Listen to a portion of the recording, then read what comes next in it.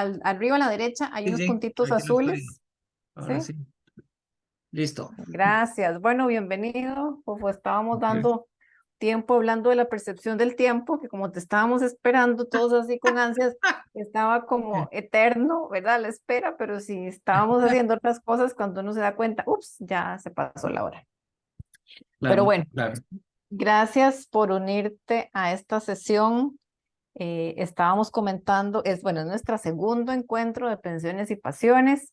Hace un par de meses tuvimos la primera experiencia y las protagonistas fueron Ani Brenes y Lara Ríos. E hicimos un primer experimento que salió espectacular, utilizando los cuentos y las poesías como herramientas para estimular la lectura, la curiosidad por el aprendizaje y además la interacción entre diferentes generaciones. En Ujú. este segundo lo programamos con el cuentacuentos nacional, que además Rodolfo es periodista, es historiador y es una persona extraordinaria y un gran artista. Entonces nos honra mucho tu presencia. Y en la segunda parte llegará Mariana Carazo, quien, bueno, como en la invitación pudieron ver, ella tiene una maestría en educación y se ha especializado en currículo y niños talentosos y le da mucho énfasis al valor del juego en el aprendizaje. Precisamente, don Víctor, como estábamos hablando, que la tecnología vino a cambiar todo, también para los niños el tema de cómo aprenden con y sin pantallas, con y sin tecnología y cómo rescatar el valor del juego es algo que ha trabajado Mariana. Para nosotros es un gusto tenerlos aquí, a los que están presentes y a los que irán a ver este video después de que se los enviemos en diferido. Rodolfo, bienvenido, venís a contarnos cuentos, venís a enseñarnos cómo el cuento puede ser un instrumento para el aprendizaje. Así es que el escenario es tuyo. Muchísimas gracias. Bueno, primero por toda la piropeada tan bonita y la verdad que el cariño de Carla le agrega mucho piropo pero bueno, yo estoy muy contento de compartir con ustedes esta, esta pasión, porque la verdad es que hoy voy a hablar de una pasión que se fundamenta en la lectura, ¿verdad? Y que en mi experiencia, que es lo que puedo contar hoy y que quería compartirles, es una oralidad, un ejercicio de oralidad que se nutre de la lectura de diferentes tipos de texto. Entonces, voy a empezar contando un cuento y hablar después del proceso de adaptación del texto a la oralidad y ver un poco cómo ese ejercicio termina de alguna manera siendo una manera de jugar con lo que se lee, ¿verdad? Entonces, empiezo con la historia y luego les enseño el libro, ¿verdad? Allá en Alajuela, a principios del siglo XX, había algunas cosas que se permitían y en otras partes del país no, pero había una que a don Vicente Bou, recién llegado de España, le habían dicho: ¿usted va a poner una panadería? Póngala. Va a haber pan siempre, menos un día al año. ¿Cómo que un día al año no hay pan? Un día al año no hay pan. ¿Cómo? ¿Cuál día no hay? ¿De cuál va a ser? El único día del año donde no puede amanecer pan caliente es el sábado santo, porque el viernes santo no se enciende el horno. Que no se enciende, porque además era uno de esos españoles bien alzados y de los que ponerle una prohibición era provocarlo más bien. ¿Cómo que no se enciende? Pero usted lo sabe, usted es de España. Es terrible. El Viernes Santo usted no se baña. El Viernes Santo usted casi que ni camina. El Viernes Santo, Dios guarde, encaramarse un palo y mucho menos encender el horno. Así que no, Vicente, por favor, haga pan, menos ese día. Pues Alajuela será a partir de ahora el único lugar que tendrá pan el sábado santo, porque yo el viernes santo encenderé el horno. Ay, don Vicente. Y de verdad, aquellos primeros años del siglo XX, pues la verdad es que estaba la billetera un poco como que uno la rascaba y lo que le salía eran facturas. Y los pobres trabajadores de don Vicente le decían, respete, respete, don Vicente. ¿Qué respete? Respete el hambre de la gente. El sábado habrá pan, pero que no encendamos el horno, que eso es, ya ustedes lo dicen. El que no enciende el horno se va, despedido, despedido. Y en aquella pelazón de plata, aquellos trabajadores dijeron, bueno, de ahí, el que es mandado no es juzgado, que tatica Dios no lo perdone y que se entienda con don Vicente. Y ahí fue, como el viernes entrada ya la noche, encendieron casi a la madrugada del sábado santo aquel horno y aquellos trabajadores temblaban metiendo la paleta con aquella masa de pan crudo. En lo que entraba aquella masa a la puerta del horno que con sus llamas rojas más parecía la puerta del infierno, aquellos trabajadores decían, don Vicente, que adentro ese pan. Ahí empezaron a sonar unos golpes en el techo. Oiga, don Vicente, oiga, esos son los latigazos que le están dando a nuestro señor. ¿Qué latigazos? Esos son los vecinos que están diciendo que nosotros estamos encendiendo el horno en fecha prohibida y nos están tirando piedras. Sigan metiendo la masa. Pero la masa crecía y se palmó el pan, don Vicente, quiten esa y pongan masa nueva. Y cada vez más temblorosos los trabajadores metiendo por la puerta del averno aquella masa que cuando se inflaba, de repente escuchaban nuevamente en el techo. ¡Pa, pa, pa, pa, pa! Oiga, don Vicente, esos son los soldados romanos que con los cascos del caballo están encaramados en el techo porque estamos encendiendo el horno un Viernes Santo. Que eso no es, eso es que se recalentó el techo y entonces está traqueando porque está a punto el horno para el pan. Metan la masa y la masa para adentro, inflándose hasta que se palmaba. Se palmó la masa, don Vicente, quitan y pongan masa nueva. Y de verdad, de nuevo para adentro la masa para el horno y cuando se empezaba a inflar en el techo otra vez, ¡tas! Oiga, don Vicente, esos son los clavos que le están metiendo a nuestro señor. ¿Qué clavos ni qué clavos? ¿Quién sabe qué es eso? Eso es el mismo calor que sigue haciendo tragar el techo. Pero ya los empleados no se la jugaron, porque la masa que crecía se palmaba. Entre la palmazón de la masa y el sonido del techo, aquello lo dejaron solo a don Vicente. Le dijeron, vi a ver, si nos echa, nos echa. Demasiadas señales en el cielo por haber encendido un horno el Viernes Santo. Vengan, regresen, decía don Vicente. Pero qué va, ya iban a 200 metros en una pura carrera los trabajadores. Don Vicente, muy curioso, agarró la escalera y empezó a subirse al techo a ver qué era la carajada. Empezó a subir y cuando llegó arriba, él, muy asombrado,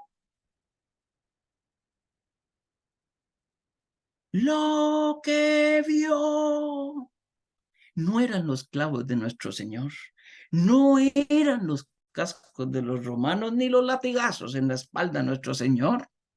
Eran 4 parejas de gatos que se amaban libremente sin importar que fuera Viernes Santo, 14 de febrero o Domingo de Resurrección. Chan, chan, ahí se acaba esa historia. Esa historia que ustedes escuchan en esta versión libre es parte de este libro que sacó doña Laura Zamora Bou, ¿verdad? Y que son El sabor de la memoria, se llama. Y son historias de recetas de familias alajuelenses. El proceso parte de la anécdota y pasa a un texto escrito. Vean ustedes ahí cómo empecé yo, ¿verdad? Ustedes me dirán, ¿se lo aprendió? No, yo no me lo aprendí. Yo ese texto yo me lo leí muchas veces y a partir de la lectura se construyó la versión oral que hoy es así, mañana es muy parecida, pero no necesariamente idéntica.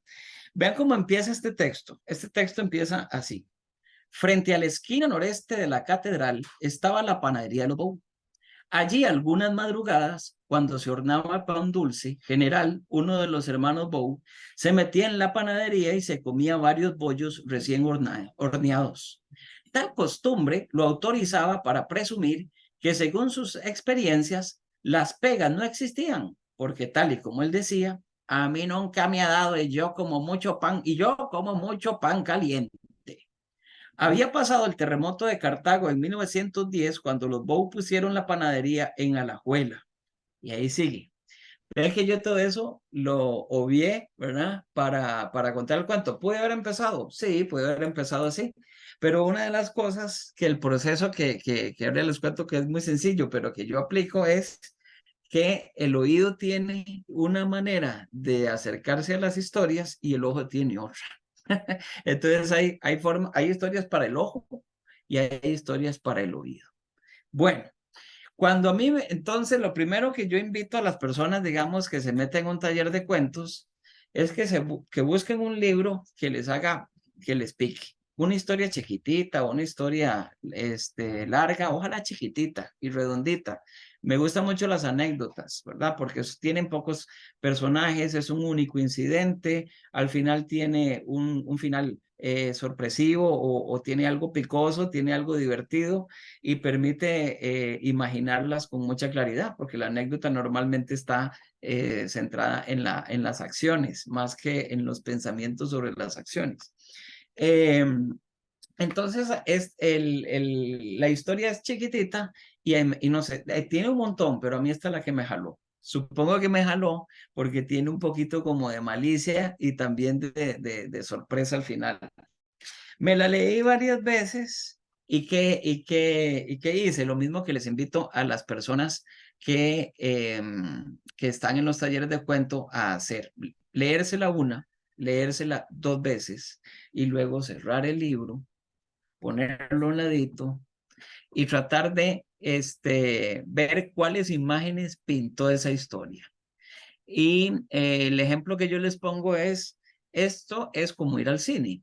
Uno va al cine, ve la película y cuando llega a la casa la puede contar, pero no memorizó el guión ni los diálogos. Puede ser que le quedara una frase o por ahí, pero puede contar perfectamente la historia que acaba de leer. Entonces, les pido un poco eso a los compañeros o compañeras de los talleres es, ok, a usted le gustó mucho una historia, léasela un par de veces, si necesita una más, la tercera, y no más, para tener un primer acercamiento de cuáles son como decirlo en sus propias palabras. Dos preguntas les digo. Una, cuénteme esta historia, ¿de qué trata? ¿De qué trata esta historia? Y la segunda es, ¿qué imágenes tiene? ¿Verdad? ¿Qué imágenes tiene? Entonces, hay algo cuando uno cuenta una historia que como es para el oído, le hace una estructura. Yo normalmente, a mí me gusta normalmente empezar con la estructura lineal. Esto pasó aquí primero, don Vicente llega, le dicen que es prohibido hacer pan, él se encachimba y dice, pues yo haré pan. Los que tienen que hacer pan le dicen que no, nuevamente, segunda prohibición. Tercera, las aventuras de hacer pan mientras se oye algo que parece castigar su conducta y una resolución, se van aquellos y don Vicente descubre que lo que estaba haciendo un aparente castigo divino eran unos gatos muy enamorados ahí en el techo. Cierra muy rico la anécdota. Con base en esa estructura, empiezo a imaginarme cómo es don Vicente, cómo es la panadería. Esto era de noche, ¿verdad? Es más, el olor de la madera, el fogón, el olor de la masa o lo que sea. Y con las imágenes de esta historia empiezo a contarlas eh, libremente sin aprenderme para nada ningún texto de los que hay acá. Entonces, una de las herramientas que sirve más para eso es agarrar, qué sé yo, un cuadernito cualquiera, arrancar una hoja o tenerlo ahí en el cuadernito de resortes y usar con un lápiz monigotes. Bueno, uno podría agarrar y poner así como estamos todos arriba, Rodolfo, Víctor, Próxima, Ani, bueno, yo los veo arriba, a ustedes como cuadritos, parece Mafalda, ¿verdad? Una secuencia de caricaturas. Esa misma secuencia o esa misma hoja, yo la divido en 8, normalmente 8 cuadrados, así 8 rectángulos, como si fuera a dibujar Mafalda o Lafo o alguna de esas. Ay, qué referentes más antiguos, ¿verdad? Olafo. Bueno, Mafalda es eterna, pero Olafo ya nadie. ¿Quién es Olafo? Bueno, Olafo, no hablemos de Olafo porque me desvío. Pero entonces hago viñetas en blanco y con un lápiz trato de imaginarme con bolitas y palitos, ¿verdad? Es que yo no sé dibujar, no es que no tiene que por qué saber dibujar. Empiezo a imaginarme esta historia en palitos y bolitas, sin texto. Tal vez ahí le pongo una palabrillo, ¿no? Entonces, la primera escena, ¿cuál es? De ahí, don Vicente, una bola con un palito aquí, tac, tac, alguien que le dé al frente, pum, y un techo que es un triángulo y un rectángulo, ¿verdad? Ah, sí, aquí está don Vicente llegando a la juela y alguien que le dice que dicha que hay una panadería, pero hay un día que usted no va a poder hacer pan. Ah, bueno, está bien, ahí está. Segunda secuencia. Don Vicente, tal vez el horno, ¿verdad? Los trabajadores y don Vicente diciéndoles que tienen que hacer pan, ¿verdad? Ya está, bolita, palito, paleta, horno, que son, sí, una ¿verdad? Y ya. Tercera, ahí me voy poniendo la historia en dibujitos y me obligo a hacerlo en 8 viñetas para no, entonces, si tengo que meter esta historia en 8, automáticamente voy botando detalles, me voy como a los 8 momentos de esta anécdota y me la ordeno. Y eso se va a convertir en mi forro. Entonces, lo puedo usar, agarro el forro y, ok, ahí está la bolita de don Cosito hablando con el techo y empiezo la historia. Puedo empezar como sea. Lo que ya sé es que están hablando un señor y don Vicente sobre la prohibición de hacer pan. Puedo empezar diferente, puedo empezar. ¿Qué calor hacía ese día? Don Vicente, enfrente de su nueva panadería, puso su rótulo y dijo, aquí hay pan todos los días. Un vecino que pasaba por ahí le dijo, don Vicente, qué bueno, una panadería, pero usted va a tener que corregir ese rótulo. ¿Pero por qué? Porque no se puede hacer pan todos los días. ¿Cómo que no? Yo siempre he hecho, ve que aquí me fui por otro lado, ¿verdad? El dibujo me sopla. Lo que yo sé es que no me voy a perder porque los dibujos me van a llevar a la historia. Y así, después de haber hecho 3 lecturas, dibujos con bolitos y palitos en 8 cuadros, puedo contar la historia sin perderme con mis propias palabras y como me dé la gana. Después de estarla contando varias veces, muy probablemente me va a gustar más alguna versión que otra. ¿Verdad? Puede ser esa nunca la había pensado hasta ahora, que el señor estaba con un rótulo ahí poniendo la hora de que aquí hay pan y yo, mira, funciona mejor, ¿verdad? Va más directo. Y después hago otra cosa, pero no los quiero enredar. Me gustaría 2 cosas. Primero, que de esto, que ya ustedes ven que no es ciencia china ni física cuántica, ¿verdad? Es una manera de jugar un texto, porque sí, tengo que leerlo para ver qué imágenes tiene y cómo lo devuelvo yo a mi manera, ¿verdad? Entonces se vuelve una manera de jugar un texto. Bueno, ahí está Ani, que es profesional en eso también, que le voy a decir yo, pero que posiblemente ya tiene un método con matices o una manera de ordenar diferente cuando quiere contar una historia. Entonces, me gustaría escucharlos un poquitito sobre esta primera parte y luego hacemos un pequeño ejercicio, si les parece. Eh, Don Víctor, ¿cómo le va? Está. Es que ya veo más gente, ¿verdad? Es que antes no había estado doña Liliana Badilla, Ani, don Carlos Soto, doña Próxima, iba a decir, doña Próxima en la oscuridad. ¿Algún comentario de esto que llevamos hasta acá? Yo sé que suena muy sencillo, pero vieras que es el método más efectivo para contar cuentos. Así se empieza, no es tan complicado. ¿Alguna pregunta o comentario hasta aquí? Me parece, me identifico mucho, don Rodolfo, con la manera con la que usted contó el cuento, ¿verdad? Me imagino que existen muchas maneras diferentes de hacerlo. Em, en mi trabajo, cuando fui educador, pues me tocó hacer muchas veces de cuentacuentos, porque yo trabajé en una escuela como profesor de segunda lengua, de español de segunda lengua, y había que hacer de todo, ¿verdad? Desde bailarle a los niños que no querían aprender el español, hasta cantarles de todo, menos enseñar un programa de español, ¿verdad? Rígido. Y entonces me identifico mucho con esta actividad muy bonita que usted me ha dado de las viñetas. Yo, por ejemplo, em, le agregaría, digamos, tres viñetas. Una al inicio, viendo el pasado, ¿verdad? El señor se llamaba, perdón, se me olvidó el personaje, Don el del Vicente cuento. Bou. Por ejemplo, Ujú. yo agregaré una viñeta de forma circular donde don Vicente venía en un barco, ¿verdad? Porque él era español y venía para el pueblo. Una viñeta intermedia donde una carreta llegaba a dejar la leña con la que se necesitaba ampliar hacer arder el horno, ¿verdad?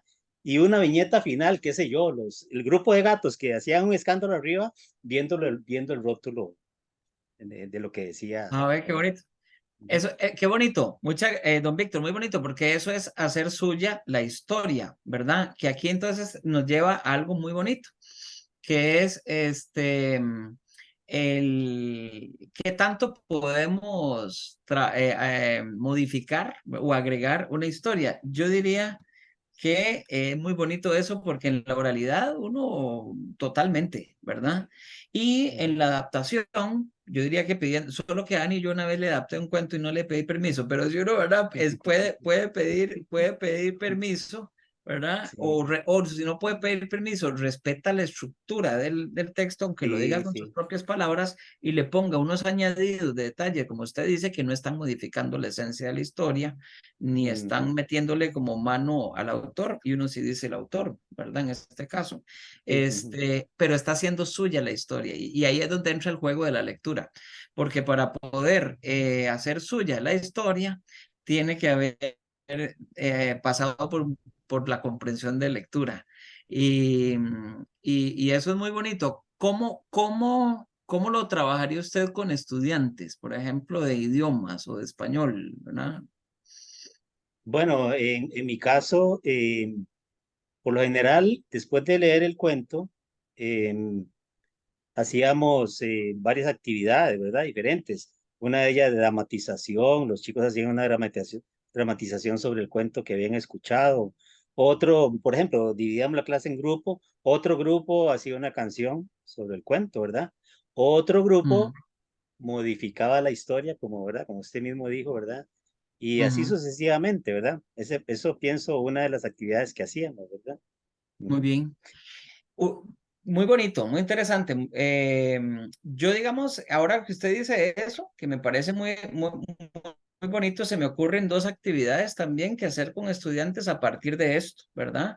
Uno, digamos, cuenta la historia, le sugiere a ellos hacer estas viñetas y ver si alguno hace esto como dice don Víctor. Bueno, agréguenle algo. Agréguenle, como dice don Víctor, agreguemos la leña, agreguemos la entrada, ¿verdad? Y Ujú. también,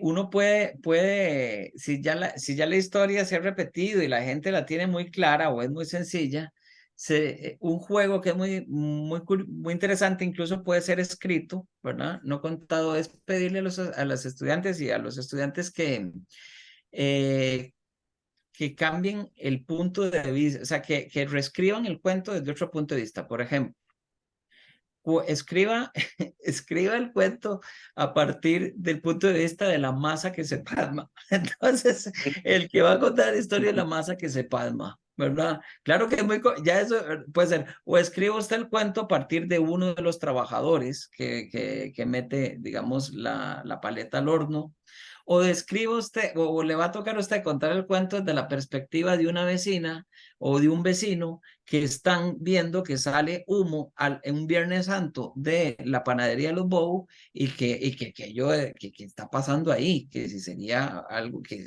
nadie enciende eso, que eso debe ser del más allá, yo qué sé qué. Entonces tenemos la misma, ya tenemos tres historias diferentes. Casi que me Ujú. dan ganas de ver si alguno de ustedes se apunta y si tenemos tiempo, unos 5 minutos, a elaborar o reelaborar esta historia, aunque sea un pedacito, desde un punto de vista diferente. Se me ocurre desde la masa, se me ocurre desde el vecino y se me ocurre desde bueno, es que desde el gato sería muy divertido, ¿verdad? Sí. También desde el gato. Con libertad, ¿les parece? ¿Hay alguien que le gustaría elaborar? Y damos un chancecito para que empiece así, se lance, le damos 15 segundos y se lanza, aunque sea la primera parte del cuento, a contarlo desde la perspectiva de la masa que se pasma. ¿Alguien se atreve? No se atreve, sí, está bonito. ¿Alguien quiere jugar? Así.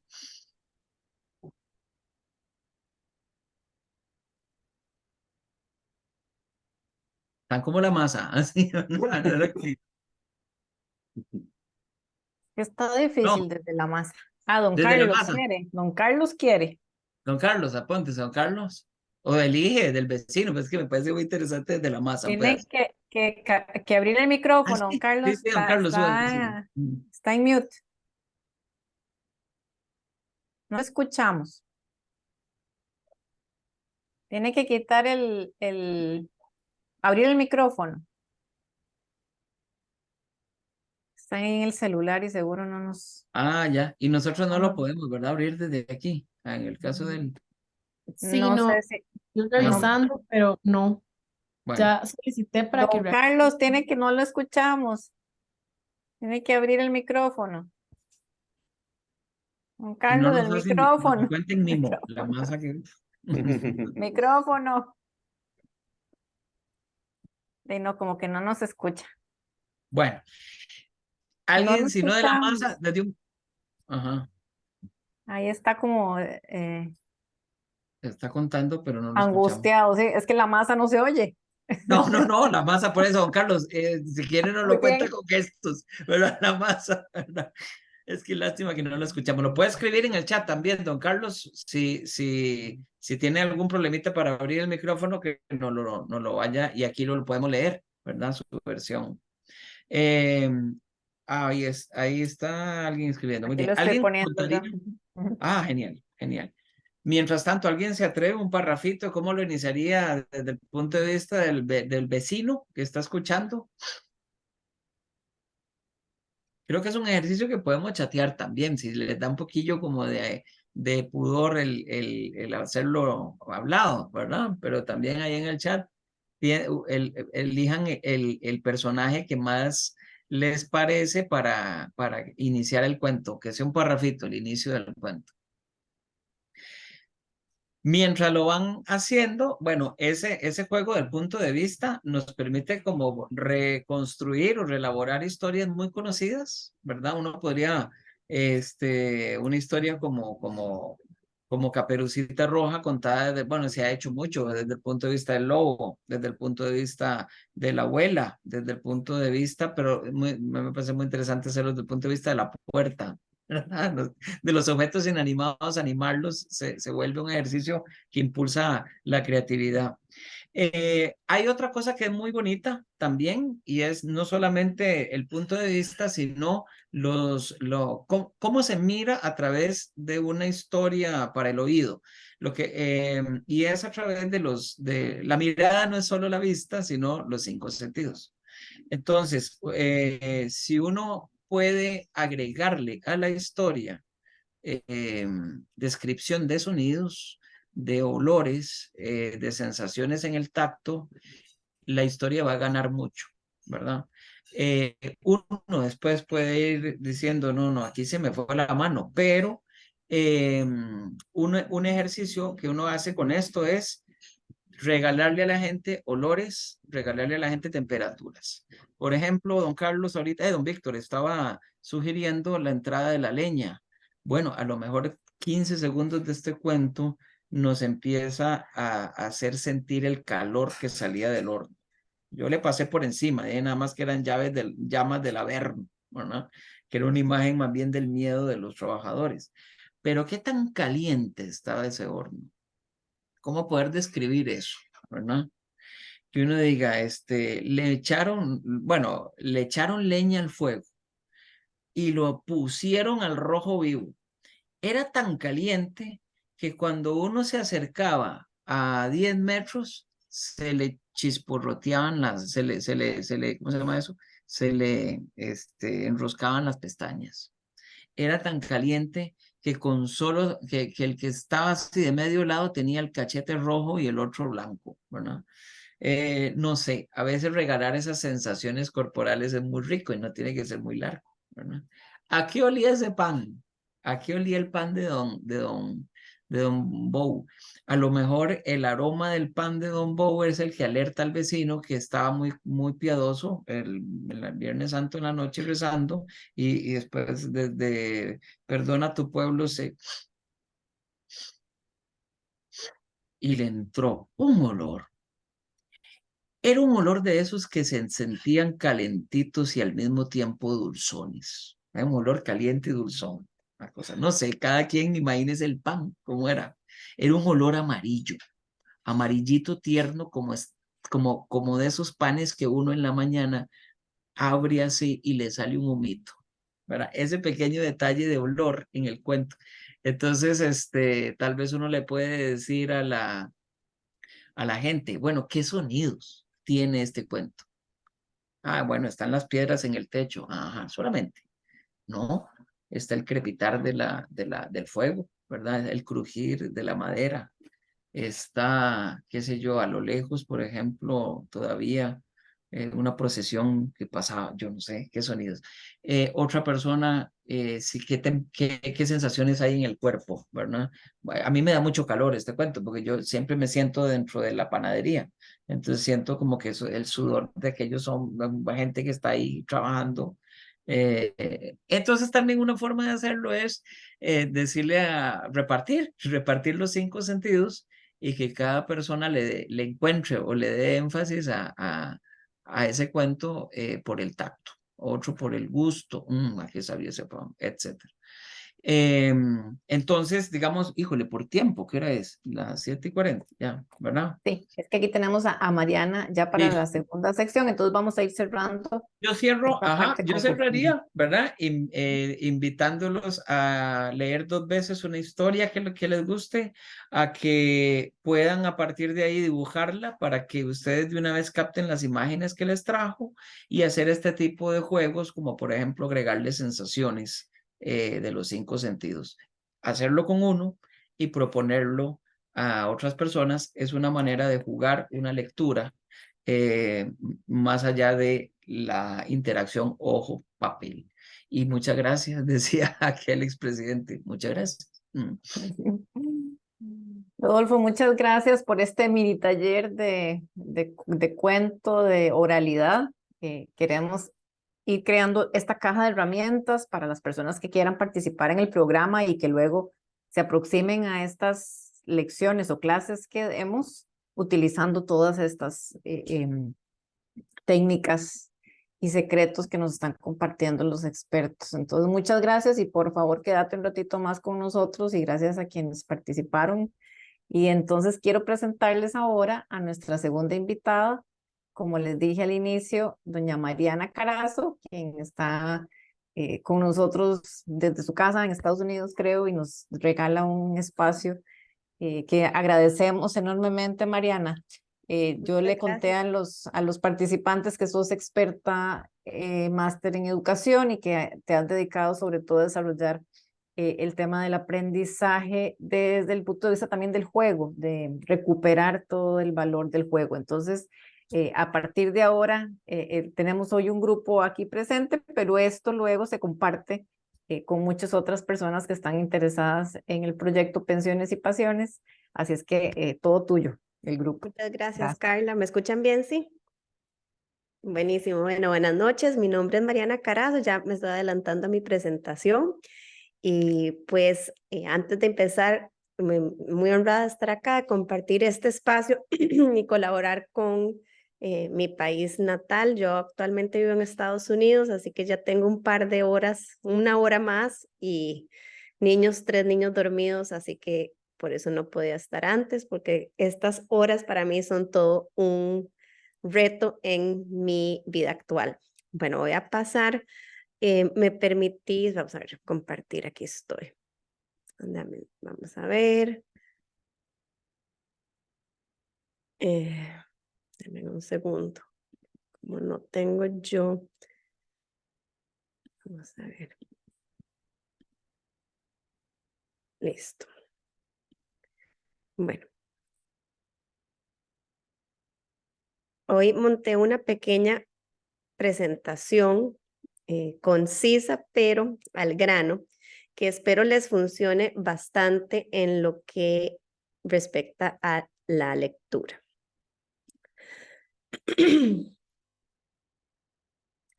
Primero, antes de empezar, voy a hablar un poquito acerca de mí, de mi experiencia, de qué me trae por acá.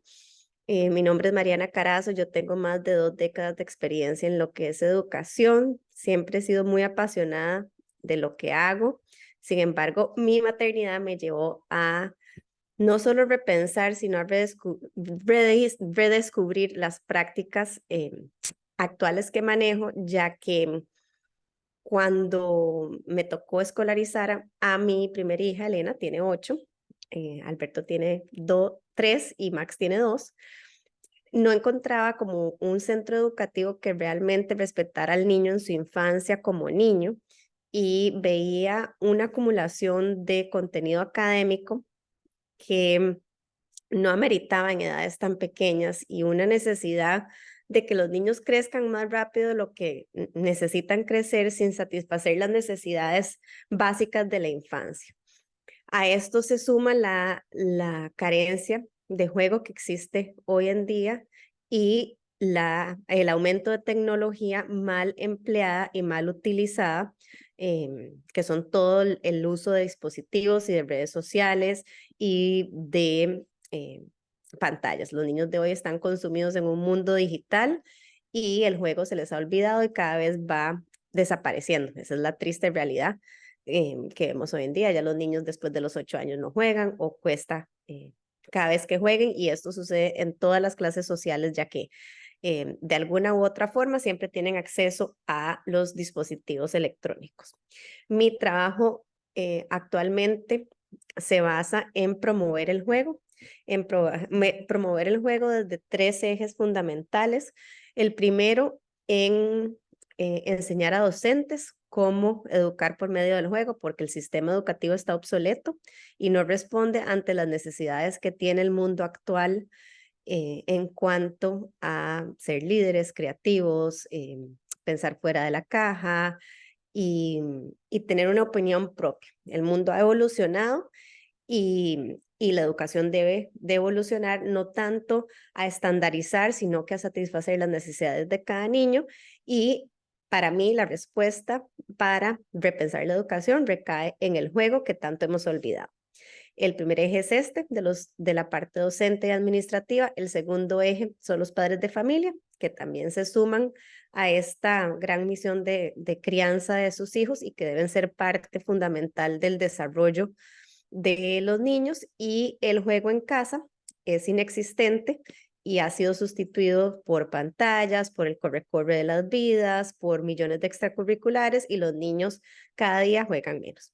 Y el tercero son los niños como tal, de informarlos de acuerdo a lo que necesita su cerebro para ser fuerte, para tener una óptima salud mental y por ende una gran cantidad de juego, porque el juego también es responsabilidad del niño, no solo de los padres y los docentes. Entonces yo creo fielmente que si estos 3 ejes se unen, nosotros vamos a ir modificando la educación actual y la crianza para una vida más parecida a la que tuvimos, bueno, al menos yo y supongo que ustedes también, en nuestras infancias, más plenas, más seguras, más reales y más alineadas con nuestras raíces. Así que pues esa es mi misión actual. Yo en este momento tengo un proyecto en mi garaje porque a mi hija yo la terminé educando en casa con 14 otros niños. Entonces, yo hago aquí en Estados Unidos homeschool, que es casi que una escuelita, y dentro de mis planes a futuro es abrir una escuela alineada a la educación siglo XXI. Mis otros 2 hijos no van a la escuela, sino que también están en casa y reciben muchísimo juego y muchísima educación por medio del juego de mi parte. Los tres son niños que son libres de pantallas. Elena tiene 1 hora de pantalla con contenido de valor y ella ya es dueña de sus decisiones y de su manejo y de su bienestar. Y los dos pequeñitos pues no consumen y ha sido una crianza muy feliz y muy llena de amor y de juego. Así que esa es un poco de mi historia y pues Carla me pide que también colabore un poco con la parte de la lectura y la lectura ha sido un, un área de gran afinidad por mi parte, ya que yo, así como hablo del juego, también hablo con mucho amor de todo el contenido académico y curricular, que es uno de las muchas áreas que también necesita, que conlleva una educación de alto nivel. Yo trabajé varios años como consultora para un programa de lectura que se llama Really Great Reading aquí en Estados Unidos. También trabajé muchos años colaborando con amigos del aprendizaje en Costa Rica, entrenando a profesores del Ministerio de Educación Pública en temas de lectura. Y pues me he ido formando mucho en lo que es intervención de dislexia, que es lo que empleo actualmente para educar a todos los niños, no solo a los niños disléxicos, porque habla más que todo de la ciencia detrás de la lectura. Entonces, hoy hice un pequeño resumen de cómo se ve un proceso de lectura exitoso, porque cuando nosotros nos hablan de lectura, nosotros pensamos que la lectura es simplemente poner a los niños a leer. Y bueno, ya yo lo poquito que he escuchado en Rodolfo, él abordó una de estas áreas tan importantes de este proceso de lectura, que es toda la parte de oralidad, que ahí va a desarrollar toda la parte de comprensión, de vocabulario, que es muy importante en este proceso. Entonces, a mí me gusta explicar que la lectura es como una sombrilla, es una sombrilla que tiene 6 áreas fundamentales, que si las 6 áreas no se desarrollan en su totalidad, los niños van a tener alguna carencia en algún momento. Aquí vamos a ver cómo existen muchísimos programas de lectura que se enfocan no en todas las áreas, entonces los niños poco a poco, más adelante en sus años escolares, empiezan a tener una necesidad o una dificultad en la lectura que pudo haber sido prevenida si llenamos todas estas áreas que conlleva esta sombrilla. Yo las voy a ir explicando una a una y lo que hay que visualizar es que tenemos que ir creciendo con la sombrilla. Los niños desde que nacen están inmersos en el proceso de la lectura. El proceso de la lectura en el nacimiento se ve cuando nos sonreímos, cuando jugamos picabú, cuando les abrazamos las manitas, poco a poco donde se van interesando por las ilustraciones de los libros, como les vamos contando. El proceso de la lectura nace con nosotros. De hecho, a mí me gusta referirme al proceso de la lectura como algo que nunca se acaba, siempre está con nosotros y va evolucionando a lo largo de la vida. Vamos a hablar acerca de la primera categoría, que es la conciencia de la escritura. La conciencia de la escritura habla de todo aquello que tiene que ver con los símbolos y hay muchas teorías que hablan de cómo se enseña a leer y qué pasos son importantes para leer. A mí me gusta mucho alinear el desarrollo del niño como tal y de ahí en la mano ir poco a poco. ¿Cuándo lee un niño? Un niño va a leer cuando tiene todas las áreas desarrolladas y está listo para leer. Habrán niños mágicos que leen a los 3 años, habrán niños que leen a los 8, habrán niños que leen a los 6, habrán niños que leen a los 7. Cada niño va a definir cuándo es su momento para leer. Nuestra función como educadores es promover toda esta camita y crear todas estas bases sólidas para que se lleve con éxito. Entonces, la primera parte en esta conciencia de la escritura o alfabética tiene que ver con toda esta parte de identificación de símbolos. Entonces tenemos, por ejemplo, la primera parte que habla a donde vemos a los niños que ven la M de McDonald's y ya dicen, ahí está McDonald's. O cuando ven, por ejemplo, ahorita yo tengo a mis hijos que son pequeños, ya Max de 2 años, ven, aquí vimos el supermercado es Publix y cuando él ya ve el logotipo de Publix, dice, ahí está Publix. Ya desde ahí empiezan a descubrir todos estos logotipos, toda esta asociación de que esa imagen significa, tiene un significado y va a demostrar un significado en algo que es significativo para ellos.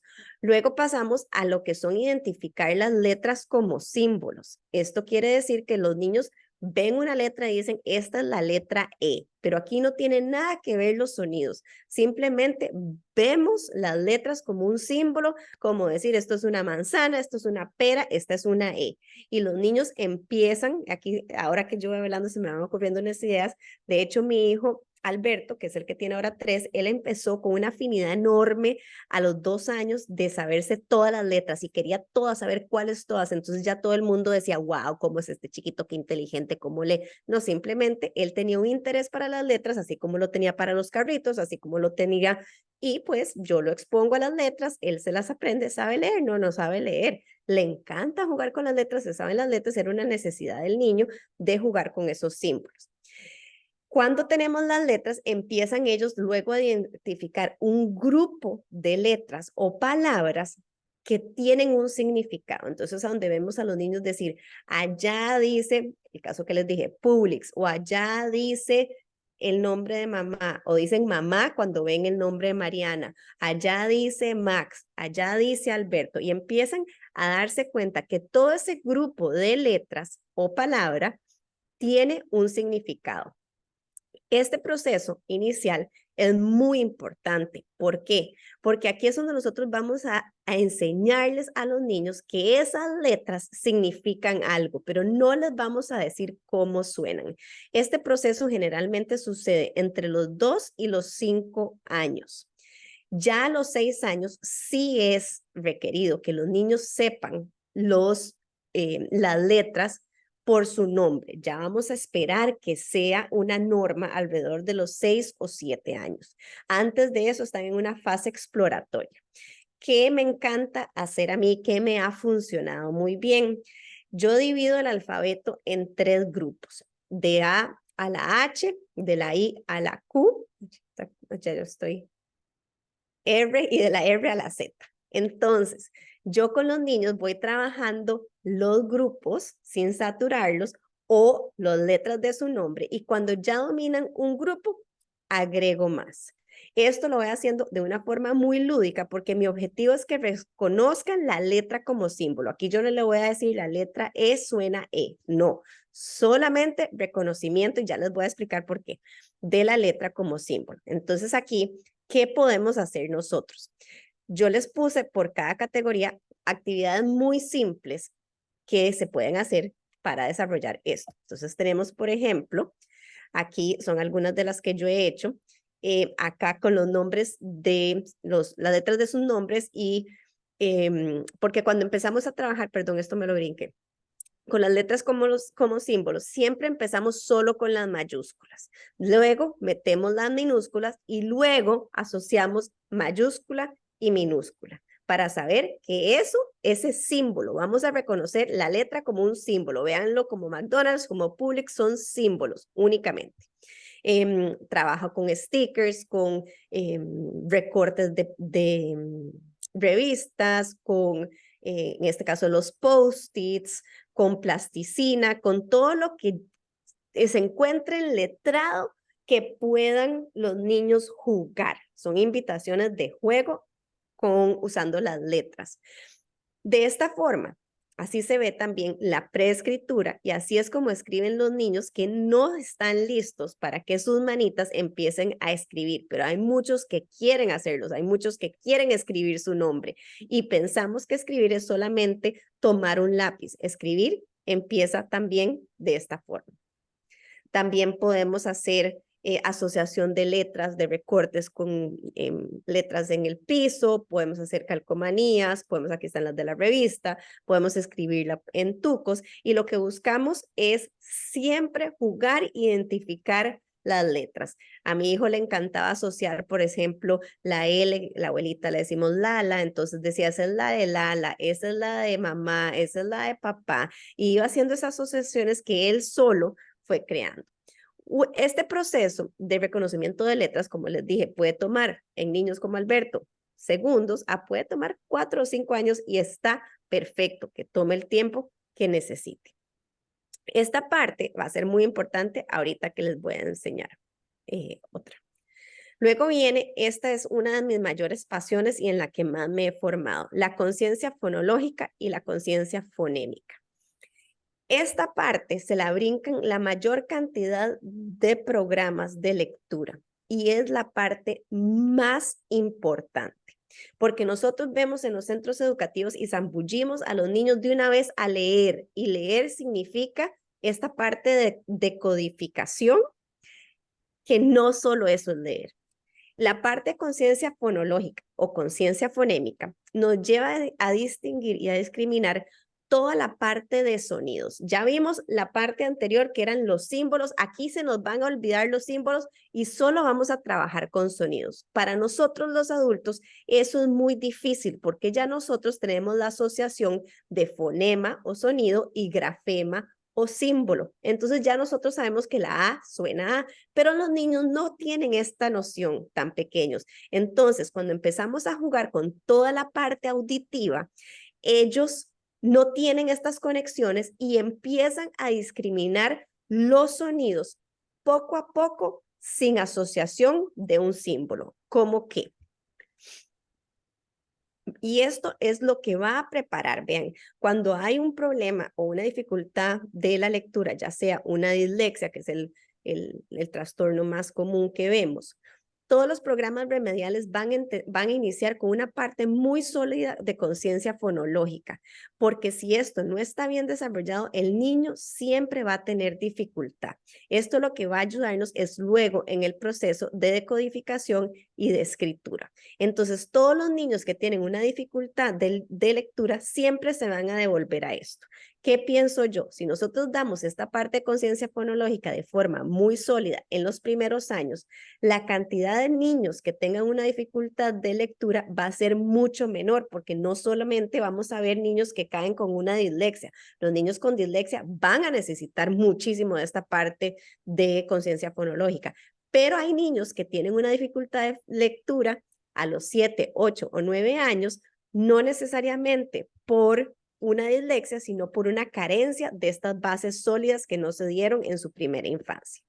Entonces aquí vamos a pensar en ítems de colores. Entonces los colores nos van a decir que cada color es un sonido. Entonces yo les voy a ir explicando las diferentes partes que aparecen en la conciencia fonológica. Antes de seguir, me gustaría preguntar si alguien si alguien conoce conciencia fonológica acá. Fonología. Ahora sí me pueden escuchar, ¿no? Sí, ahora sí, don Carlos. Cambié de teléfono y no sé usarlo bien, entonces, bueno, creo que lo logré. O sea, la diferencia entre fonética y fonología es lo que usted está tratando de usar. Sí, lo que estoy preguntando es si alguien conoce o ha empleado la conciencia fonológica. No. Estudiado, sí, la fonética y la fonología, pero no aplicada a la educación. Ok, muy bien. Entonces, esto es nuevo para todos y voy a ir despacito para que me lo puedan comprender. Entonces, ¿qué pasa? Cuando nosotros trabajamos con niños de 2, 3, 4, 5 o 6 años, esto es obligatorio. Nosotros no podemos pasar a la decodificación, que ya la voy a hablar, que es lo que nosotros pensamos como lectura, sin haber trabajado toda la parte de conciencia fonológica. En el sistema público es muy normal que no existan estas bases. A veces hay escuelas que sí son sólidas en toda la parte de conciencia fonológica, a veces no. Entonces, sí es importante, si tienen a niños de 6, 7, 8, 9, 10 años en el sistema público, que empiecen siempre en la parte de conciencia fonológica. Yo tengo una guía en esto en inglés, no la tengo en español desarrollada, pero más o menos se parece un poquitito. Vamos a ver y les voy a ir explicando los pasos. Entonces, aquí tenemos, cuando vamos a pensar que el lenguaje o el idioma va a ir desarrollándose de lo más grande a lo más pequeño. Entonces, vamos a empezar primero con oraciones. Las oraciones están compuestas de palabras, las palabras están compuestas de sílabas y las sílabas están compuestas de letras o fonemas. Entonces, nosotros vamos a ir desmenuzando todos estos sonidos. Entonces, si yo, por ejemplo, les digo, la casa es muy grande. ¿Cuántas ¿cuántas palabras escuchan en la siguiente oración? La casa es muy grande. Aquí usamos una técnica que en inglés se llama finger stretching o cuente con los dedos y vamos a contar. La casa es muy grande. Vamos a coger un objeto por color. Aquí pueden usar tapas de marcadores, pueden usar fichitas de colores. Ahora en dos slides más adelante les voy a enseñar mis favoritas, que son las tapitas yo recolecciono muchísimas partes sueltas, las tapitas de bebé, de esos pouches que consumen de los colados. Esas tapitas son maravillosas, o chapitas de colores recicladas. Entonces, aquí podemos pensar o tapas de refrescos, de Coca-Cola, de diferentes colores. Entonces, la casa es muy grande. Entonces, 5 palabras. ¿Las palabras son iguales o son diferentes? Son todas diferentes. Entonces, vamos a tomar una ficha y vamos a mostrar cuántas palabras escuchás en la oración. La casa es muy grande. La casa es muy grande. Ay, yo le hice 4, perdón. No, sí, está bien. Ahí estaba. La casa es muy grande. Esto se van a imaginar que tengo algunas fichas en la mesa donde el niño cuenta y automáticamente pone cuántas palabras escuchó y vamos a tocar y decir, la casa es muy grande. Perfecto. Hay 5 palabras. ¿Cuál es la palabra casa? La casa. La verde es la palabra casa. La casa es muy grande. ¿Cuál es la palabra grande? La morada. ¿Qué es todo lo que estamos haciendo aquí? Aquí lo que estamos haciendo es entrenando este oído a ver cómo son los diferentes sonidos. A esto pasamos, por ejemplo, luego de que ya trabajamos las oraciones, vamos a pasar a la parte silábica. Entonces tengo, por ejemplo, la palabra, vamos a ver qué les puse aquí, ya no me puedo acordar. Casa, vamos a pensar en la palabra casa. Entonces, K, la sílaba K. ¿Cuántos sonidos escuchamos en la sílaba K? K, A, K, 2 sonidos. Tengo K, A, K, Sa, Sa. ¿Cuántos sonidos escuchas en la sílaba Sa? S, A, 2 sonidos. S, A.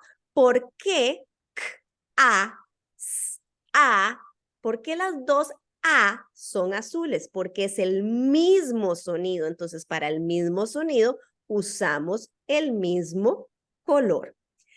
En la conciencia fonológica, nosotros vamos a tener diferentes pasos. El primer paso, como les mencionaba, son la parte de oraciones.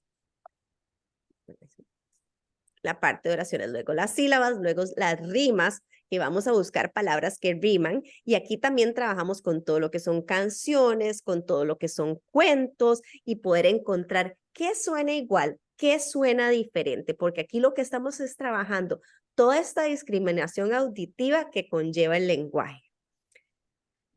Vamos a trabajar fonemas de último. Luego, dentro de estas categorías, en cada categoría vamos a trabajar en la segmentación. ¿Qué es la segmentación? La casa es muy grande. ¿Cuántas palabras escuchamos en esa oración? La casa es muy grande. Segmentamos. En las sílabas, casa, casa. ¿Cuántas sílabas escuchas? 2 sílabas. Casa. Muy bien. En las rimas, estoy pensando en inglés. Casa, masa. Casa, masa. Sa y sa riman. Estoy segmentando. En los fonemas, fue lo que les hice de la casa.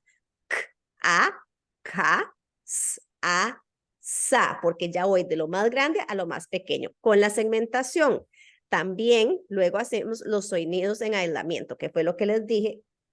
Por ejemplo, la casa es muy grande. ¿Cuál es grande? Grande, la verde. En las sílabas, casa. ¿Cuál es la sílaba sa? Y enseñan cuál es la sílaba sa. ¿Cuál es la K? Esta es la K. En las rimas, masa, casa. ¿Cuál es la sílaba sa? La morada. En fonemas, si hablamos de casa, k, a, A. ¿Cuál es el fonema K? El primero, el anaranjado. Aquí no hay un color específico por sonido, es simplemente, la regla es, los sonidos que son diferentes, los sonidos que son iguales siempre van con el mismo color, independientemente del que quieran. Luego del aislamiento trabajamos la unión. ¿Por qué? ¿Qué sigue en la unión? Si yo digo, la casa es muy grande, tengo una oración. Si yo digo, casa y lo uno, ¿qué dice? Casa. Si yo tengo las rimas, casa, masa, ¿cuál rima? Sa. Si tengo los fonemas k, a, s, a, ¿qué dice? Ka, sa. Si lo unimos, tengo la palabra casa. Los niños son tan mágicos que cuando uno empieza a trabajar esto, empiezan a producir todo este montón de palabras sin las letras. Porque aquí no estamos trabajando con letras, estamos jugando con sonidos. Luego podemos trabajar en sustitución. Por ejemplo, si tengo la sílaba, es las sílabas casa, y yo quito la K y pongo una ma, ¿qué dice? Masa. Muy bien, dice masa. Si quito la sa y pongo la ta, ¿qué dice? Mata. ¿Cuál es la palabra que se forma? Mata. Perfecto, otra palabra. Con este montón de juego, el oído se empieza a entrenar para ese proceso que sigue. Podemos trabajar también de eliminación de sonidos. Estos van en orden porque la más fácil es la segmentación, lo segundo es el sonido en aislamiento, lo tercero, que es más complejo, hay niños que se quedan ahí pegados y que uno dice, casa, si las unimos, ¿qué dicen? Y le dicen, pelo. No, todavía no estamos listos para hacer esa unión de palabras. Casa, casa. Y ahorita les voy a poner un video ilustrativo. Entonces, puede ser que ese niño yo no puedo pasar a sustitución hasta que no haya una unión de estos sonidos porque la destreza no está desarrollada. En cada una de estas categorías, uno debería poder cumplir con todas estas categorías para pasar a la siguiente. En eliminación, por ejemplo, si yo tengo casa y le quito sa, ¿qué me queda? K. Si tengo casa y le quito sa, si le quito K, ¿qué me queda? Sa. En este juego vamos a ir trabajando, aquí les voy a dar un ejemplo. Entonces yo digo, vamos a decir otra. La bola es muy linda. ¿Cuál es linda? La morada. ¿Cuál es bola? Y si a veces se les olvidan, uno les dice, levanten los deditos y vuelvan a decir esta oración que les dije. La bola es muy linda. O toque y les dice, la bola es muy linda. ¿Cuál es la palabra bola? La verde. Linda. ¿Cuál es la palabra linda? Morada. Y ustedes van a ver que hay niños que van muy rápido y hay otros que les va a ir costando.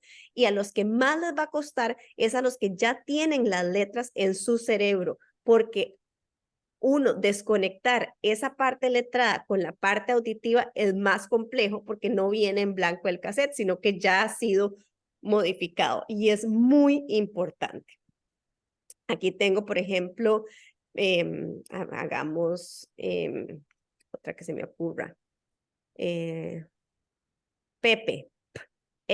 No, esta no me sirve, Pepe, porque tendría que tener las dos del mismo color en las consonantes. Bueno, hagamos casa. K, A, S, A. Ahora, estas son las tapitas que yo les decía que pueden usar para este tipo de material, que es fabuloso porque las tenemos, son gratuitas. Yo en el caso, mis hijos no las consumen, pero yo consigo bebés que las consuman o consigo familias que tengan niños y es un material maravilloso porque permite manipular muy fácil y les divierte. Ahora sí, llega toda esta parte de fonética. Aquí es a donde nosotros pensamos que empieza la lectura. Y este es el error más grande. ¿Por qué? Porque cuando nosotros tenemos toda esta parte de conciencia fonológica y la unimos con la parte que teníamos atrás de las letras, ya nosotros tenemos dos componentes mágicos para la lectura. Los niños conocen las letras como símbolos y los niños saben manipular los sonidos. Entonces, cuando los niños tienen estos dos pilares ya dominados, y yo les digo, vieran ¿qué pasa? Cuando las letras que ya conocemos tienen un sonido cada una de ellas. Entonces, yo no tengo que empezar por enseñar las letras porque ya se las sabían. Eso es lo más importante, saberse las letras como símbolo y luego saber usar y manipular la conciencia fonológica nos va a llevar a una lectura automática porque todo hace sentido. Y les voy a mostrar esta estrategia. Las palabras en español están compuestas por sílabas. Pensemos en la palabra casa. Casa tiene 2 sílabas. Casa. La primera sílaba es ka, la segunda es sa. Una vez que los niños han identificado estos sonidos de las sílabas ka, sa o fonemas, procedemos a la parte de los grafemas o las letras que representan dichos sonidos. Vamos a pensar cuántos sonidos escuchamos en la primera sílaba ka. A. 2 sonidos. A. La segunda, sa. A. Sa. 2 sonidos. A. Dicho esto, la primera sílaba dice k, a, ka, y la segunda, a, sa. La palabra es casa, casa. Podemos doblarlas de esta forma para su lectura. Casa, casa, casa. Entonces, ¿qué pasa? Automáticamente los niños dicen, wow, todas estas letras que ya me conozco tienen un sonido y la parte de conciencia fonológica lo que nos enseña es toda esta logística de desmenuzar todos estos sonidos que escuchamos para luego leerlos, que sean más fácil y proceder a escribirlos con éxito. Entonces, por ejemplo, acá en este video yo me brinqué una parte porque era un video corto que había hecho. ¿Qué hubiera hecho yo con esa K? Ya yo tengo 2 sílabas, K, sa. Ahí hubiera dicho K. ¿Cuántos sonidos o fonemas escucha usted en la sílaba K? K, A. Muy bien, vamos a bajar 2 fichitas. K, A. ¿Cuántas escucha en sa? S, A. 2 sonidos. Vamos a bajar otras 2 fichitas. K, A, S, A. Generalmente las ponen de 4 colores diferentes. Yo ahí les digo, ¿habrán 2 sonidos que se repiten en esta palabra? Y me dirían, sí, A. Entonces esas van del mismo sonido. Entonces ahora yo les digo, en este caso yo los escribí. También pueden usar algunas piecitas que tengan o post-its, como les enseñé antes. Si los niños no están listos para escribir, uno les puede dar las letras en algo, en un papelito, en una fichita. Entonces yo les digo, ok, tengo la sílaba K, K, A. ¿Cuál letra produce el sonido K? Ah, la C. Entonces bajo la C. A. ¿Cuál letra produce el sonido A? La A. Entonces, ¿qué dice aquí? Veamos. Vamos a tocar igual que hicimos con las fichitas. K, A. Todo junto dice K. Vamos a juntarlo igual que hicimos con las fichitas. K. En esta tenemos sa, s, a. Vamos a decirlas. S, a. Vamos a unirlas. Sa. Ah, tenemos sa. Aquí tenemos ka, sa. Si lo unimos, ¿qué dice? Casa. Y automáticamente los niños leen. Es mágico, porque donde tenemos todo el conocimiento de las letras y todo el conocimiento de esta parte de discriminación auditiva y de un momento a otro les damos un sentido a que esas letras tenían sonidos, la decodificación inicia ese proceso a donde los niños empiezan a sonar todo lo que ven, porque tiene sentido. No solamente estamos memorizando o estamos forzando un proceso. Cuando los niños están empezando a leer y solamente se les enfoca en decodificación, generalmente vamos a ver un proceso muy memorístico y en algún momento el cassette se llena y empezamos a fallar. Y empieza a haber una traba porque no hay una comprensión de cómo funciona el proceso. Esta es la parte que lleva a la parte de decodificación. ¿Qué sigue después? Luego de esto, nosotros pensamos, ok, ya el niño está decodificando, ya el niño está diciendo los sonidos que hay en palabras para producirlas, pero esto con la práctica necesitamos ir desarrollando algo que se llama fluidez. Y esto no solamente, la fluidez no solamente tiene que ver con cómo leemos, sino qué tan rápido vamos leyendo, y esto va a ir aumentando. Sin embargo, la fluidez va de la mano con la comprensión, porque de nada ganamos que un niño lea rapidísimo si no comprende. Entonces, vamos a ir trabajando siempre la fluidez de la mano de la comprensión. La comprensión es la siguiente, vocabulario, pero la comprensión es la última, después les hablo de esta. El vocabulario es muy importante para desarrollar la fluidez, y la comprensión es otra parte de esta sombrilla. A mí el vocabulario, me gusta hablar que el vocabulario se desarrolla también desde que nacemos. Es una área de la lectura que se desarrolla desde el día 1. ¿Por qué? Porque nosotros vamos a ir construyendo un vocabulario desde que son bebés, con los primeros libros, a donde ven simplemente imágenes, a donde nosotros hablamos, decimos, esto es un perro, esto es un gato, esto no es un miau, esto es un gato, se llama gato. Esto, por ejemplo, en los cuentos que les leo a mis hijos sale la palabra zarigüeya. ¿Qué es una zarigüeya? Vamos a pausar. ¿Qué conocen? ¿Qué crees que es una zarigüeya? ¿Qué puede ser una zarigüeya? Aquí está en esta imagen. ¿Qué se te ocurre? ¿Cuál es tu predicción a esa palabra? Busquémosla. Y no solo se trata de buscar las palabras y afirmarlas, sino darles un contexto, conversarlas, y que ellos las puedan volver a poner en práctica. Entre más leamos cuentos, mayor será el vocabulario. Entre más conversemos, mayor será el vocabulario. Aquí viene toda esta parte que les decía al principio, de la parte de ahora de pantallas, que esto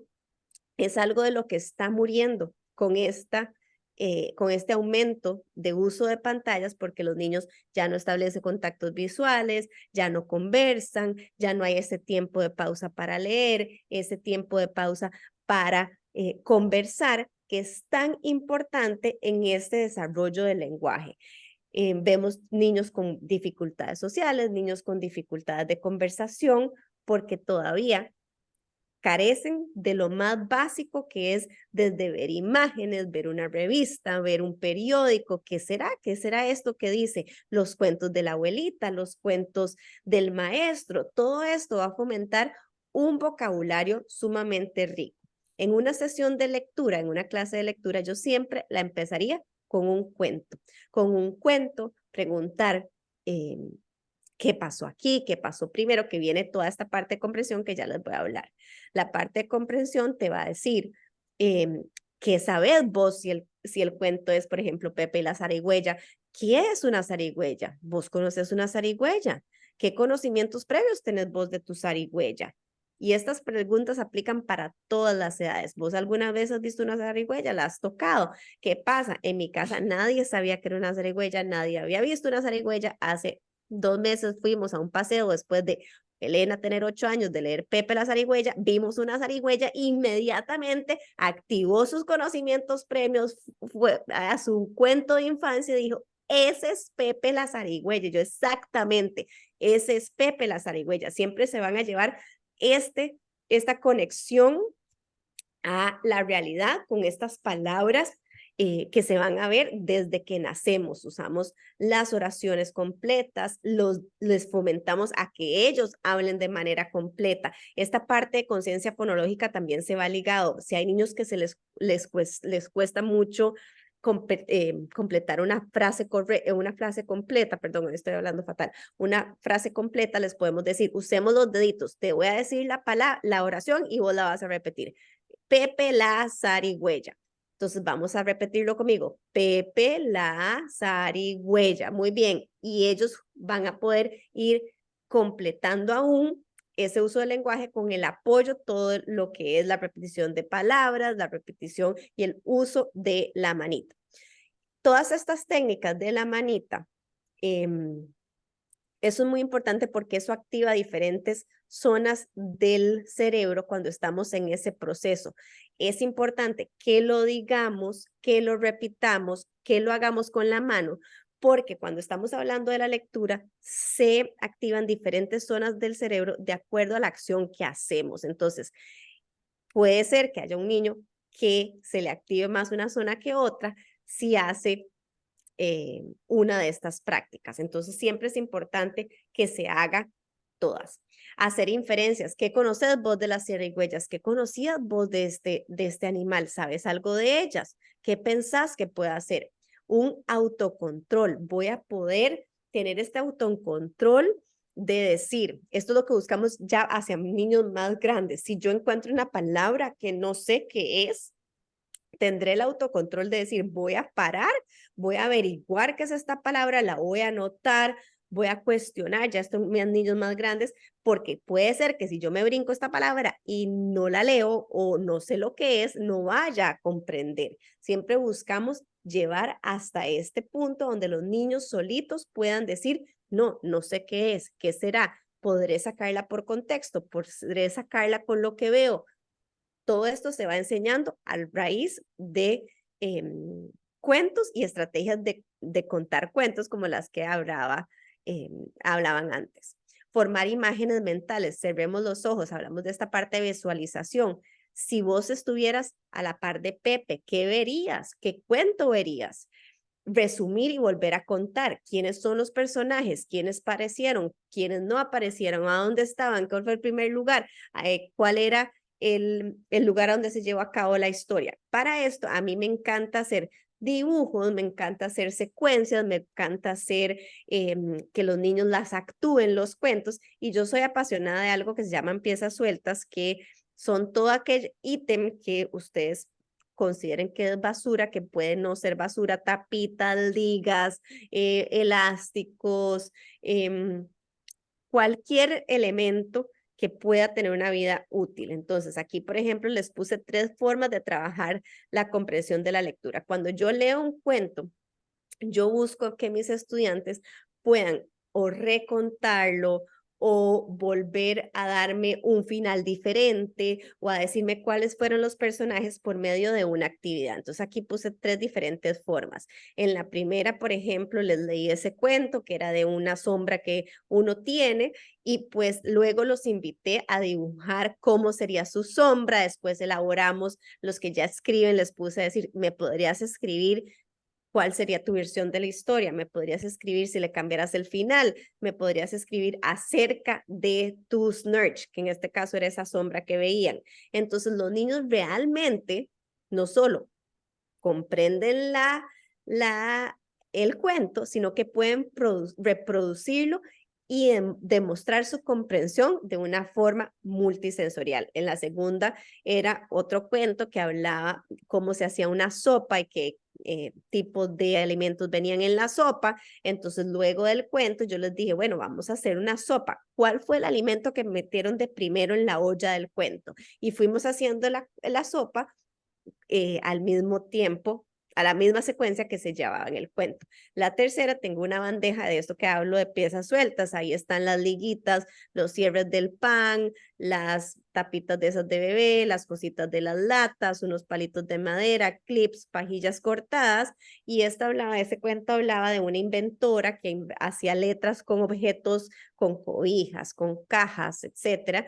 Y a mí me encanta cuando son piezas sueltas. Estos ítems pueden ser lo que uno se le ocurra que sean, y además permiten que la creatividad se extienda y se aumente. Entonces, después de cualquier cuento, podemos invitar a los niños a dar una versión de ese cuento o hacer una parte de ese cuento con piezas sueltas. Esta siempre va a ser ganadora. Luego de esto, podemos invitar a los niños a que expliquen cada uno su proyecto o a algunos.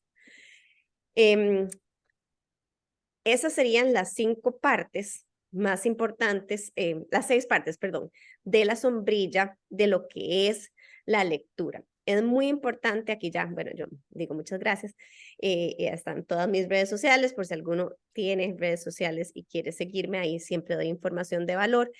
Es muy importante que pensemos que la lectura es un proceso completo.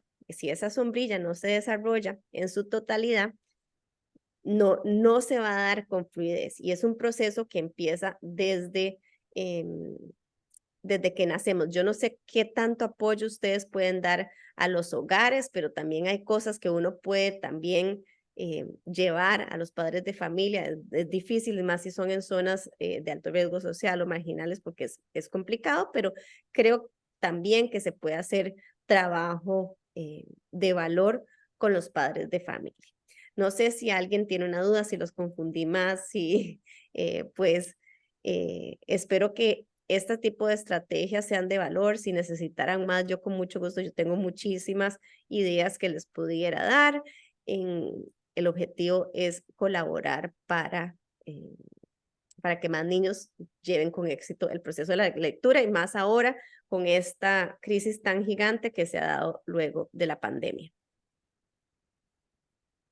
¿Alguien quiere hacer algún comentario? Una Don pregunta, Carlos. Sí, si me hace el favor, y disculpen la oscuridad y las condiciones. No, Es que estoy aquí en Guanacaste, en una finca, en un barrio, en un pueblo rural, y bueno, no tengo exactamente las condiciones que necesito. tranquilo. Entonces, bueno, lo escuchamos. eh, estoy en medio de fincas y bueno, la pregunta es hasta qué punto se enseña el alfabeto fonológico. Auditivamente, es no, más que nada. O sea, no se entra Sí, el sí, alfabeto se entra. fonológico. Sí ¿Ah? se entra en la parte de codificación, sería el tercer paso. Primero enseñamos las letras como símbolos, luego trabajamos la conciencia fonológica, y una vez que esas dos están sólidas, ya yo entro a la fonética, que es donde les puedo decir la A hace A, porque ya sé que el niño tiene la parte de las letras y la parte del sonido, y ahí es donde las unimos, A con A. Es el Ok, tercer disculpe, punto. sí, es que me perdí porque hay a veces un... Tranquilo, no, todas las preguntas son válidas, maravilloso. No, y se me entrecorta un poco a raticos. En realidad estoy tratando de poner en orden las cosas. Sí. El alfabeto, volviendo al alfabeto fonológico, entonces, sí se enseña la representación, la simbología del Sí, alfabeto fonológico asociado al sonido. sí, Y, como y, tercer paso, y- no es que empezamos ahí. ahí está, no lo pude ordenar en los 6 pasos completos. Sí, Se enseña la articulación también del sonido en sí. sí, eso es muy importante, eso es muy bueno que lo diga, porque no todos los niños, bueno, no todos los profesionales sabemos cómo se producen los sonidos cuando uno enseña, digamos. No sé si me vieron, ya yo lo tengo natural cuando estoy haciendo, pero por ejemplo, si yo les digo casa, yo les voy a decir casa. Vamos a ver la primer sílaba. A, S, A, y hasta lo exagero porque lo que yo quiero es que ellos puedan ver, porque yo después les voy a decir, si trabajo con vocales, A, E, I, O, U. Entonces, cuando estoy trabajando en esta parte, si yo le digo, diga codo, K, O, D, O, usted ve algún sonido o escucha un sonido que está igual, automáticamente ya vieron mi boca. O se repitió 2 veces. Hay un sonido que se repite en esa palabra. Sí. Entonces, ¿qué es lo importante aquí? ¿Qué es esa parte primera que nos hemos brincado? Nos hemos brincado lo más importante, que la primera parte es nada más la letra como letra, nada más. La segunda parte, y esas se pueden trabajar de la mano. Yo puedo trabajar el identificar las letras mientras trabajo la conciencia fonológica. Lo que yo no hago es brincarme a la fonética si estas dos no están concluidas. Porque a donde yo trabajo estas dos primeras partes y le digo al niño, ya se sabe todas las letras, ya tenemos dominadas todas las partes de conciencia fonológica, a donde yo introduzco la fonética, eso automáticamente se da. De la otra forma, tienen un colocho porque dicen, tengo letras por un lado, tengo sonidos por un lado, y de repente me ponen a unir todo esto y yo no entiendo ni cómo es leer. Automáticamente me bloqueo y es muy difícil. Generalmente la fonética se lleva a cabo por ahí hay niños demasiado pilas que lo hacen a los 4, pero esos son la excepción a la regla. Generalmente sucede entre los 5 y los 7 años, dependiendo del niño. Sin embargo, en estos niños, por ejemplo, de pandemia, yo les aseguro que no tienen ni la 1 ni la 2. Yo empezaría por ahí. 1, 2, Muchas gracias. y ¿Cuáles son? Perdón, la 1 y toda la parte del reconocimiento de las letras solo por símbolo. mayúsculas, minúsculas y asociación de mayúscula y minúscula.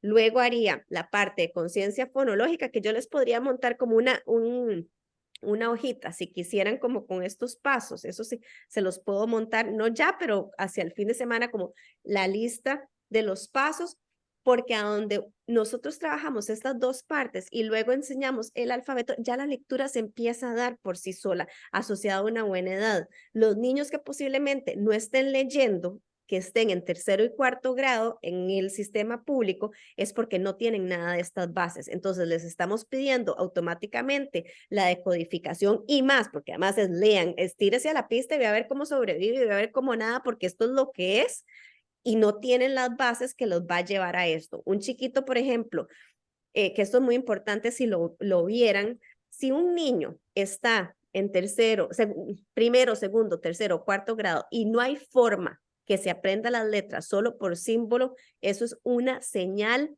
inmensa de una dislexia. Ya a esa edad, los niños deberían con facilidad saberse las letras. Hay niños, por ejemplo, yo tengo un niño con una dislexia demasiado fuerte que tenía 5 años y yo le enseñaba las letras todos los días y no había forma humana. Si ustedes ven un caso de niños a partir de primer grado que por mucho trabajo no logra recordar esas letras, ahí tiene que haber una dificultad de una posible dislexia, que la intervención funciona muchísimo con toda esta parte de conciencia fonológica.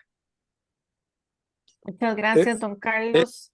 Una pregunta es que solo para precisar, sí, en algún momento del aprendizaje se enseña la posición de la lengua, los labios No. y con respecto a los dientes, en eso no se ingresa.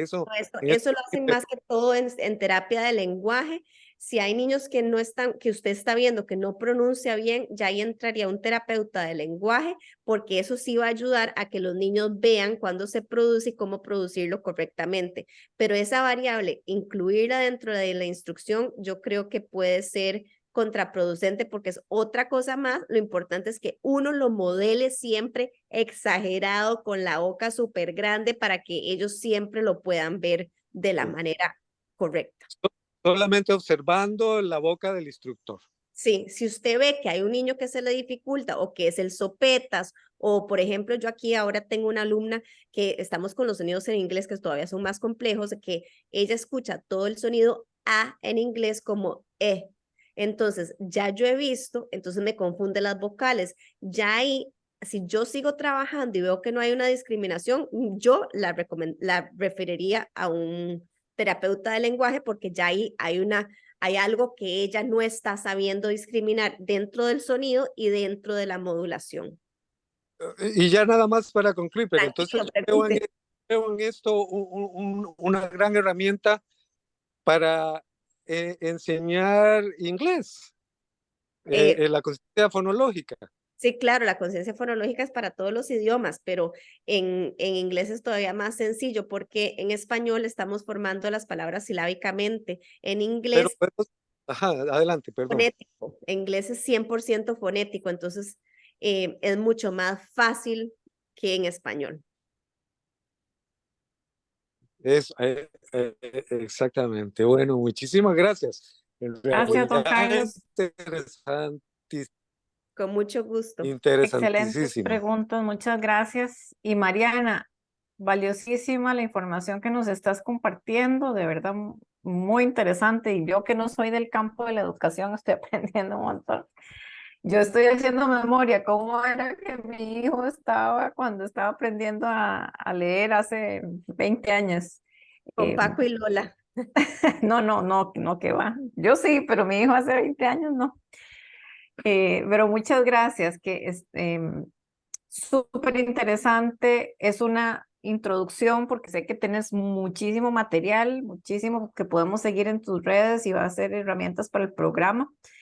A los que se han mantenido con nosotros en la clase de Mariana, muchas gracias. Ojalá que hayan pillado ahí algunas de los tips y que ya se pongan a buscar sus tapitas. A los que están con nietos también, ayudándoles a... El vecino, a todo el mundo, uno, y además las tapitas, como vieron, las usé desde la conciencia fonológica hasta la actividad de arte, que las puse para hacer compresión de lectura. Se usa ese material, vean, es que no, aquí no lo tengo, pero yo tengo en mi cocina una cajita donde voy poniendo las tapitas, las ligas, todo lo que yo me voy encontrando en la semana y cada 2 semanas ya está llena de cosas que después las distribuyo y terminan siendo tesoros. Muchísimas gracias, Mariana. Va a quedar esta clase entonces también grabada y vamos a compartirla con las personas que están inscritos ya en el programa, que ya llevamos una lista como de 50 voluntarios que se están de alguna forma formando, capacitando, haciendo también comunidad, que es lo que queremos ir creando en este programa poco a poco, porque hay muchas cosas que hacer, pero aquí vamos despacio porque vamos largo. Buenísimo. Muchas gracias, Mariana, por... Prometo hacerles como una fichita de los pasos por orden y de como cosas básicas, porque mi recomendación es cubrir la sombrilla de forma básica, pero concisa. Esto los va a llevar a un éxito. Si se meten a indagar demasiado, no se hace ni la una ni la otra. Mientras tengan claro esa sombrilla y puedan ir, ¿verdad? Haciendo poco a poco, ustedes también verán a chiquitos que puedan agrupar o a niños que se parezcan y puedan trabajar una cosa o a niños que tal vez tengan deficiencia de vocabulario pero no de conciencia fonológica o viceversa y podrán determinar cuál es la mayor instrucción que necesitan dentro de estas áreas. Bueno, gracias, Mariana. Muchas ¿Dónde gracias encontramos a los que se quedaron hasta... la grabación? ¿En Don dónde Carlos, se...? nosotros la ponemos en el YouTube, pero también se la enviamos a los correos de quienes están inscritos en el programa. Ya tenemos la primera grabación de la clase número 1 y esta sería la número 2 y ahí las vamos a ir también teniendo ordenadas y coleccionadas para que sean recursos para todas las personas que se unan a pensiones y pacientes. Pero bueno, a dormir y Mariana, sobre todo, que ya vas 1 hora adelante, a descansar. Muchas gracias a Sofi que nos ayuda aquí en la grabación y a doña María Elena, Elizabeth, don Víctor y don Carlos y doña Ani que se quedaron al cierre. Que pasen una linda noche. Igualmente. Claro, que pasen unas buenas noches, que estén muy bien. Igualmente, muchas Hasta gracias. luego. Muchas gracias. Chao.